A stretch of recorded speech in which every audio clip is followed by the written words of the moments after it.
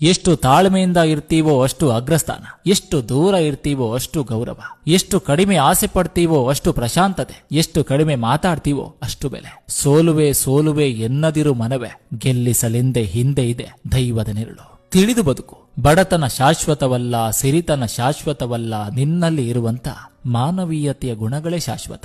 ತಾಳ್ಮೆ, ಪ್ರಯತ್ನ ಮತ್ತು ದುಡಿಮೆ, ಈ 3 ಗುಣಗಳನ್ನ ಮೈಗೂಡಿಸಿಕೊಂಡರೆ ಸಾಕು, ಬದುಕು ಸ್ವರ್ಗ.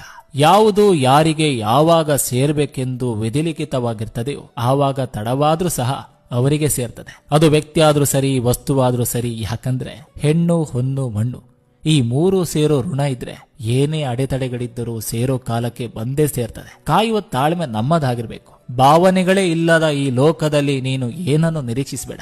ಜೀವನ ಇರೋದು ಸಂತೋಷ ಪಡ್ಲಿಕ್ಕೆ ಹೊರತು ಸಂಕಟ ಪಡ್ಲಿಕ್ಕಲ್ಲ. ಕಷ್ಟಗಳೇನಿದ್ದರೂ ಜೀವನದ ಭಾಗವಾಗಬೇಕೇ ಹೊರತು ಜೀವನವನ್ನೇ ಕಷ್ಟಮಯವಾಗಿ